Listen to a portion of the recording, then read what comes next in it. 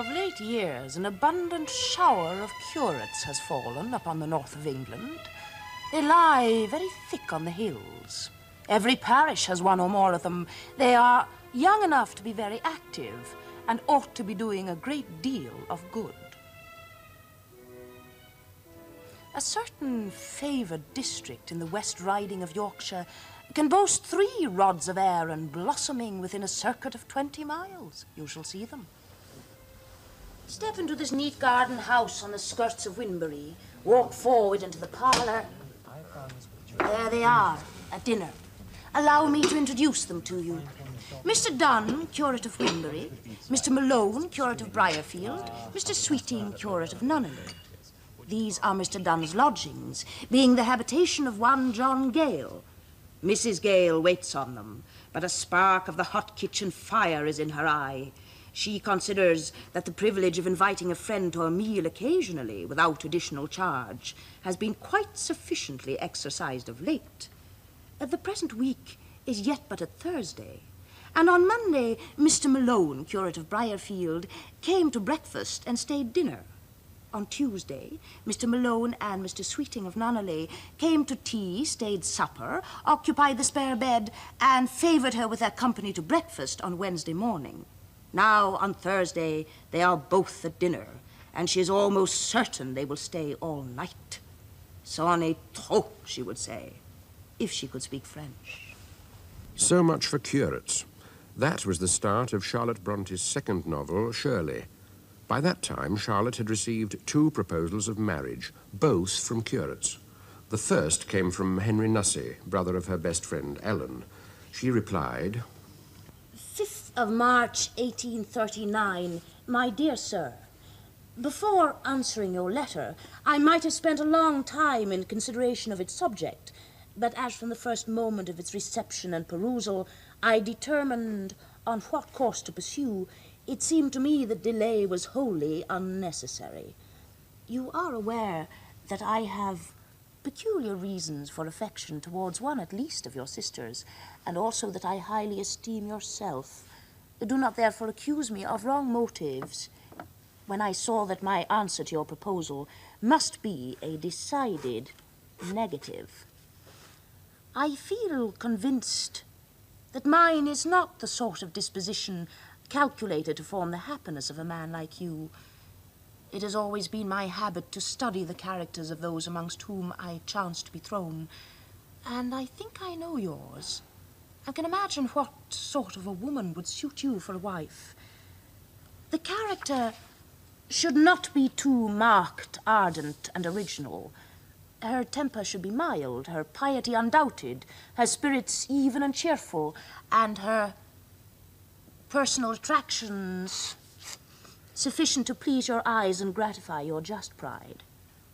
As for me, you do not know me.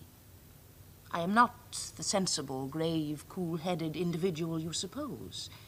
You would think me romantic and eccentric. You would say I was satirical and severe.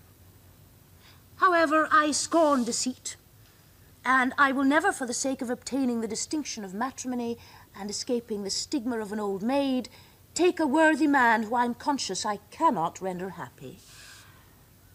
Let me say also that I admire the good sense and absence of flattery and cant which your letter displayed. Farewell. I shall always be glad to hear from you as a friend. Believe me, yours truly, C. Bronte. 10 to 1, I shall never have the chance again. But it came 5 months later. She tells her friend, Ellen Nussey. I have an odd circumstance to relate to you. Prepare for a hearty laugh. The other day, Mr. Hodgson, Papa's former curate, now a vicar, came over to spend the day with us, bringing with him his own curate. The latter gentleman, by name Mr. Bryce, is a young Irish curate fresh from Dublin University. It was the first time we had any of us seen him, but, however, after the manner of his countrymen, he soon made himself at home. His character quickly appeared in his conversation, witty, lively, ardent, clever too, but deficient in the dignity and discretion of an Englishman. Indeed, in the latter part of the evening, he began to season his conversation with something of the Hibernian flattery, which I did not quite relish. However, they went away, and no more was thought about them. A few days after, I got a letter. Having opened and read it, it proved to be a declaration of attachment and proposal of marriage, expressed in the ardent language of the sapient young Irishman. Well, thought I have heard of love at first sight, but this beats all. I leave you to guess what my answer would be.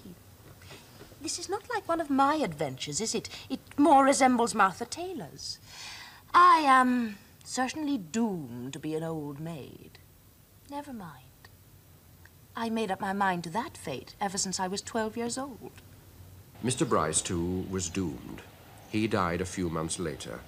But Charlotte Bronte had an idea of the man she was waiting for. Something more masterful, more dangerous, more faulty than a curate. In Jane Eyre, he is Mr. Rochester, master of Thornfield and Jane Eyre's master, too. I walked a while on the pavement, but a subtle, well-known scent, that of a cigar, stole from some window. I saw the library casement open a hand's breadth. I knew I might be watched thence, so I went apart into the orchard, but the perfume increased. I must flee. I step aside into the ivy recess. He will not stay long. He will soon return whence he came, and if I sit still, he will never see me. But no, eventide is as pleasant to him as to me, and this antique garden as attractive. And he strolls on, now lifting the gooseberry tree branches to look at the fruit, now taking a ripe cherry from the wall. A great moth goes humming by me. It alights on a plant at Mr. Rochester's foot. He sees it and bends to examine it. Now he has his back towards me, thought I, and he is occupied too. Perhaps if I walk softly, I can slip away unnoticed. Jane, come and look at this fellow, he said quietly without turning. I had made no noise. He had not eyes behind. Could his shadow feel? I started at first, and then I approached him. Look at his wings, said he. He reminds me rather of a West Indian insect. One does not often see so large and gay a night rover in England. There. He's flown. The moth roamed away. I was sheepishly retreating also, but Mr. Rochester followed me, and when we reached the wicket, he said, Jane, you must have become in some degree attached to the house, you who have an eye for natural beauties. I am attached to it indeed. And though I don't comprehend how it is, I perceive you have acquired a degree of regard for that foolish little child, Adele, even for simple Dame Fairfax. Yes, sir. In different ways, I have an affection for both, and would be sorry to part with them. Yes. Pity, he said, and sighed and paused. It is always the way of events in this life, he continued presently. No sooner have you got settled in a pleasant resting place than a voice calls out to move on, for the hour of repose is expired. Must I move on, sir? I asked. Must I leave Thornfield? I believe you must, Jane. I'm sorry, Jane, but I believe indeed you must. This was a blow, but I did not let it prostrate me. Well, sir, I shall be ready when the order to march comes. It is come now. I must give it tonight. Then you are going to be married, sir? Exactly. Precisely. With your usual acuteness, you have hit the nail straight on the head. Soon, sir. Very soon, that is Miss Eyre. In about a month, I hope to be a bridegroom. And in the interim, I shall myself look out for employment and an asylum for you. Thank you, sir. I'm sorry to give... Oh, no need to apologize. Indeed, I have already, through my future mother-in-law, found a place that I think will suit. It is to undertake the education of the 5 daughters of Mrs. Dionysus O'Gall of Bitternut Lodge, Connaught, Ireland. You'll like Ireland, I think. They're such warm-hearted people there, they say. It is a long way off, sir. No matter. A girl of your sense will not object to the voyage or the distance, not the voyage, but the distance. And then the sea is a barrier. From what, Jane? From England and from Thornfield and, well, from you, sir. Arthur Bell Nichols was curate of Haworth. He, too, had a declaration to make, but he took his time. On Monday evening, Mr. Nichols was here to tea. I vaguely felt without clearly seeing, as without seeing I have felt for some time, the meaning of his constant looks and strange, feverish restraint. After tea, I withdrew to the dining room as usual. As usual, Mr. Nichols sat with Papa till between 8 and 9 o'clock. I then heard him open the parlour door as if going. I expected the clash of the front door. He stopped in the passage. He tapped. Like lightning, it flashed upon me what was coming. He entered. He stood before me. What his words were, you can guess. His manner, you can hardly realize. Never can I forget it. Speaking low, vehemently, yet with difficulty, he made me for the first time feel what it costs a man to declare affection where he doubts response. The spectacle of one ordinarily so statue-like, thus trembling, stirred, and overcome, gave me a kind of strange shock. He spoke of sufferings he had borne for months, of sufferings he could endure no longer, and craved leave for some hope. I could only entreat him to leave me then and promise a reply on the morrow. I asked him if he had spoken to Papa. He said he dared not. I think I half led, half put him out of the room. When he had gone, I went immediately to Papa and told him what had taken place. Agitation and anger disproportionate to the occasion ensued. If I had loved Mr. Nichols, and had heard such epithets applied to him as were then used, it would have transported me past patience. As it was, my blood boiled with a sense of injustice, but Papa worked himself into a state not to be trifled with. The veins on his temples started up like whipcord, and his eyes became suddenly bloodshot. I made haste to promise that Mr. Nichols should on the morrow have a distinct refusal. 3 days later, she wrote to Ellen again. You ask how Papa demeans himself to Mr. Nichols. I only wish you were here to see him in his present mood. You would know something of him. He just treats him with a hardness not to be bent and a contempt not to be propitiated. I'm afraid also that Papa thinks a little too much about his want of money. He thinks the match would be a degradation. My own objections arise from a sense of incongruity and uncongeniality in feelings, tastes, principles. 4 months later, Mr. Nichols was still in Haworth, waiting for a replacement. Well, ask about Mr. Nichols. I hear he has got a curacy, but do not yet know where. I trust the news is true. He and Papa never meet. He seems to pass a desolate life. He has allowed late circumstances so to act on him as to freeze his manner and overcast his countenance, not only to those immediately concerned, but to everyone. He sits drearily in his rooms. If Mr. Croxton or Mr. Grant or any other clergyman calls, as they think, to cheer him, he scarcely speaks. I find he tells them nothing, seeks no confidant, rebuffs all attempts to penetrate his mind. I own I respect him for this. He still lets Flossie go to his rooms and takes him to walk. He still goes over to see Mr. Sowden sometimes, and poor fellow, that is all. He looks ill and miserable. I think and trust in heaven that he will be better as soon as he gets away from Haworth.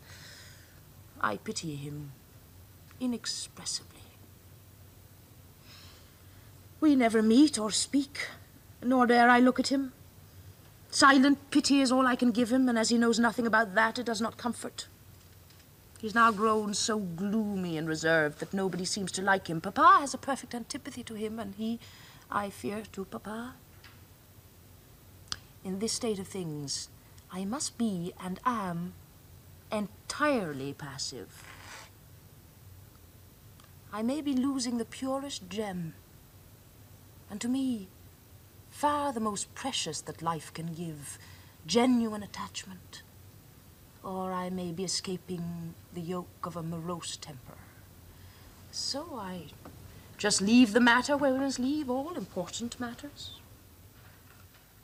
A replacement curate was found, and the time came for Mr. Nichols' departure. You will want to know about the leave-taking. The whole matter is but a painful subject, so I just treat it briefly. He left Haworth this morning at 6 o'clock. Yesterday evening, he called to render into Papa's hands the deeds of the National School and to say goodbye. They were busy cleaning, washing the paint, etc. in the dining room, so he did not find me there. I would not go into the parlor to speak to him in Papa's presence. He went out, thinking he was not to see me again, and indeed until the very last moment I thought it best not. But perceiving that he stood long at the gate before going out, and remembering his long grief, I took courage and went out, trembling and miserable. I found him leaning against the garden door in a paroxysm of anguish, sobbing as women never sob. Of course, I went straight to him. Very few words were interchanged, those few barely articulate. Several things I should have liked to ask him were swept entirely from my memory. Poor fellow. But he wanted such hope and encouragement as I could not give him. Still, I hope he knows now that I am not cruelly blind and indifferent to his constancy and his grief. However, he is gone, and there's an end of it. But she underrated Mr. Nichols. 6 times he wrote asking her to write to him. At last she did. By autumn 1853, they were writing to each other regularly. By spring 1854, they were meeting again.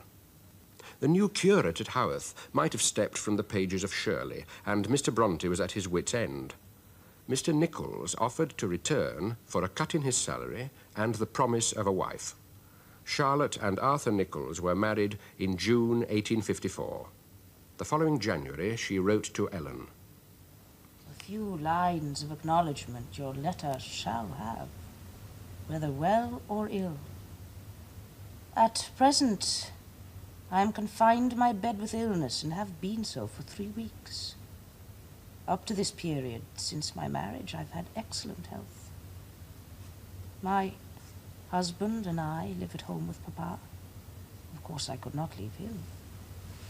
He's pretty well, better than last summer. No kinder, better husband than mine, it seems to me, there can be in the world. I do not want now a kind companionship in health and the tenderest nursing in sickness. I cannot write more now. I am much reduced and very weak. God bless you all. On the 31st of March, 1855, she died, aged 38. She was pregnant.